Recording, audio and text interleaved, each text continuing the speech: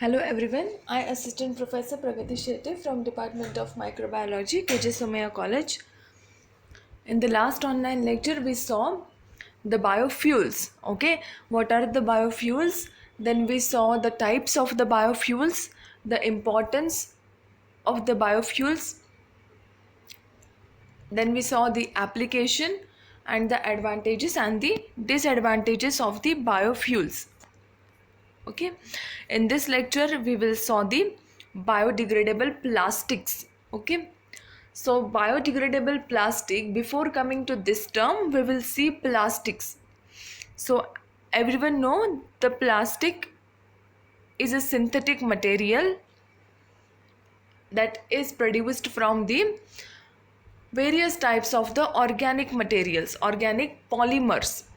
Okay, such as the polyethylene, then the PVC, polyvinyl chloride, right, which is the major common component for the plastic production, then nylon, and the many more polymers that are used to produce the plastic, that can be molded into the shape, right, while soft, and then set into the rigid or slightly elastic form. Okay, plastics, as we know nowadays, in today's situation, is the major problem for our global warming and for the pollution, which causes harms to the animals, to the wild animal, right, for every being, right, water pollution, for environment pollution. So plastic plays the very major role for pollution in the today's day. So therefore, what we can do, we can replace this plastics with the bioplastic, which means biodegradable plastic. As the name says, these are the plastic which can be degradable biologically. Okay, so there will be not any further products that will remain in the atmosphere or in the environment, right? In the case of the plastic, it is not degradable, right? It is not completely degrades. So that's why its entities remains on the earth, on the on the in the water, or we can say on the plant, right? So that causes the harms to the wildlife and also to the humans. And whereas in the biodegradable plastic, it is the plastic which can degrade biologically. Okay, yes. So this biodegradable plastic, this bioplastics can be produced from the, this can be degraded by the microorganism in the environment.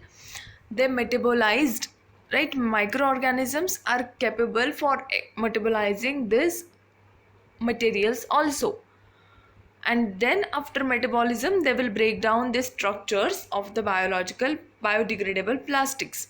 Okay, so that's why, that's how they will degrade in the environment with the help of the biological entities such as the microorganism. Now the end result is one which is less harmful to the environment than the traditional plastics. Okay, so at the end, the bioplastic will cause very less harm as compared to the normal plastic, because normal plastic is not degrades easily, right, whereas our bioplastic degrade easily in the environment. Now the example for the bioplastic is the polymer derived from the natural sources such as the corn or the sugar. The polymer produced from the corn can be used to produce the bioplastics. Okay, now in this picture you can see there are some spoons and some forks which are produced from the bioplastic, And then you have the bottles, plastic bottles. On the left hand side there is the plastic, whereas in the right hand side there is the plastic which is degrades, right, which is made from the bioplastic. Okay, bottle made from the bioplastic which will be degraded. Okay, now some examples of the biodegradable plastic, starting with the polyhydroxybutyrate, that is the PHB, which is the most commonly used bioplastic, right? And nowadays bioplastic is used on a higher scale, on the larger use is there for the bioplastic, right?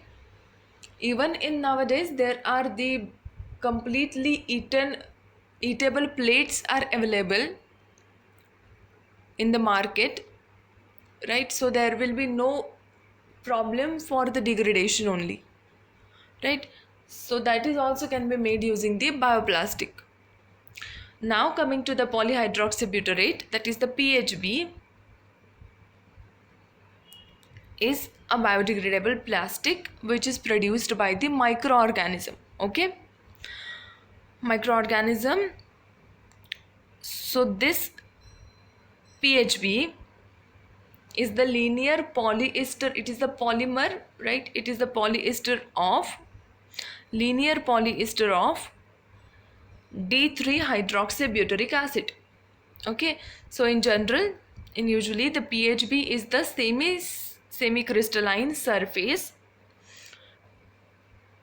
encoding polymer which will undergo the hydrolytic degradation cleavage of the ester bond. That's why we are calling this degradable plastic, right? Because it will go under the degradation by the hydrolytic cleavage of this ester bonds.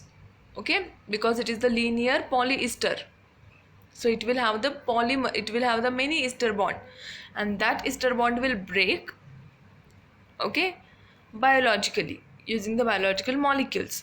So that's why the PHB is one of the most used bioplastic.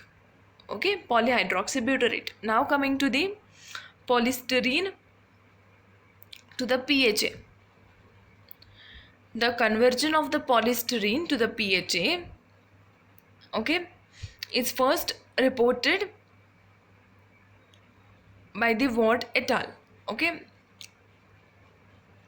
this is also comes under the biodegradable plastic.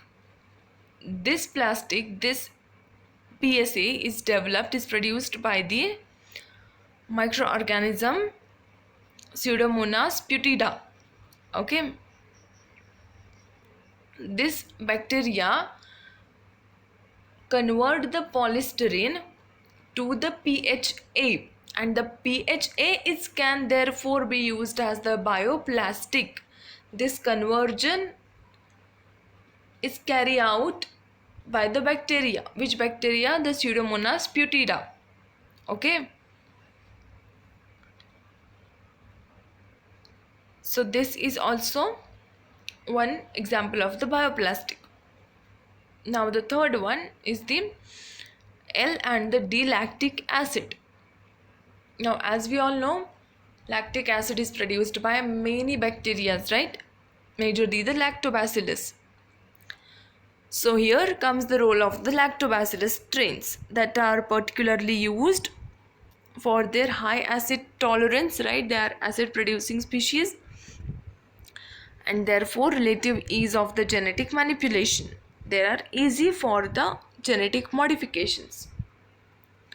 Okay, so these bacteria are used for producing this plastic. Okay,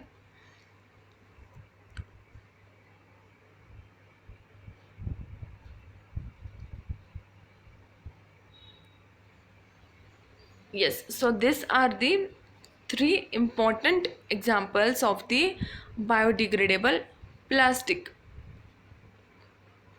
First is the polyhydroxybutyrate, right? Polyhydroxybutyrate, then the polystyrene. Polystyrene is converted into the PHA. Okay, then L and the D lactic acid. Okay, then we will see what are the sources of the bioplastics, from where we can produce this bioplastic.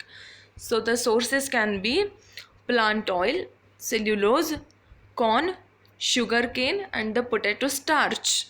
Okay, see this, each component is mentioned here is will having the polymers in there. That's why they use to produce the bioplastic. Okay, examples are plant oil, cellulose, corn, sugarcane, and the potato starch. Okay, in case of the biofuel also the corn and the starch is used, right? So this is the common example for both biofuels and the bioplastics. Now we will see the applications. What are the applications of the bioplastic? So they can be used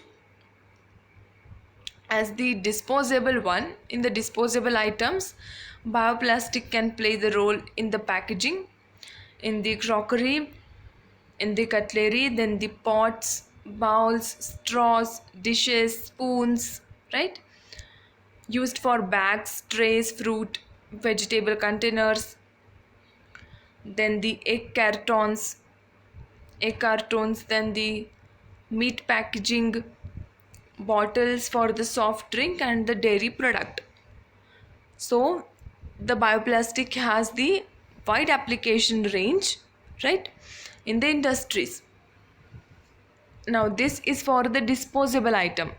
We can use bioplastic in the non-disposable items also, such as the mobile phone case, right? We can develop the mobile phone case using these bioplastics. Then carpet fibers we can produce from the bioplastic. Then insulation car interiors, then plastic piping. So these are the strong materials that also we can produce from the bioplastic, right? We are using polymers in the bioplastic, and that's why it is ultimately going to be strong manufacture, strong construction inside. So that's why we can produce disposable one and the non-disposable items with the help of the bioplastic. Now what are the advantages and the disadvantages? Coming for the advantages, carbon emission reduction, right? They will reduce the carbon emission, then consumes less energy, then less landfill area needed for bioplastic production, and they are recyclable, which is the most important advantage of the bioplastic. Then disadvantage, they need for the composter, then the engineering issues, risk of contamination, right? We are using the biological molecules, so there may be risk for the contamination. Okay, also engineering issues can be there, that is the production. Okay, their engineering of the bioplastic can be little bit difficult. Okay, so these are the advantages and the disadvantages for the bioplastics. In this lecture we saw what are the bioplastic, okay, from where we can produce the bioplastic. We saw the three examples of the bioplastic, right? Polyhydroxybutyrate, PHB, PHA, then the PHA we saw, polystyrene to the PHA, then we saw L and the D lactic acid, right? Then we saw applications of the bioplastic, we saw sources of the bioplastic, then we saw advantages and the disadvantages of the bioplastics. I hope you understood today's lecture. If you have any doubt regarding this, please ask in the comment section. Thank you for watching.